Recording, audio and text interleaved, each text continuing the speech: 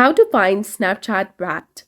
Hey guys, welcome back to our channel. So to find your Snapchat Wrapped, which is a yearly summary like Spotify Wrapped, you can go ahead and update the Snapchat to its newest and latest version available. For that, you can open Play Store if you're using Android and App Store if you're using iOS devices.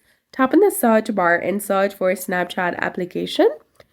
Now, if you see an update button over here, simply go ahead and update the application to its latest version. Now look for the Snapchat Wrapped banner on the camera screen or in the stories or spotlight area. And if you don't see any banner, you can swipe up to the memories and look for the Wrapped or year in review card.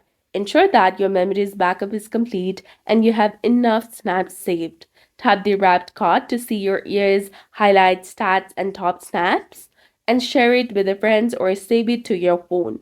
Note that Snapchat Wrapped appears only once a year, which is usually in December for active accounts. So that's it for this video. I hope you found it helpful. If you did, please like, share, and subscribe. Thanks for watching, and we'll see you again in the next one.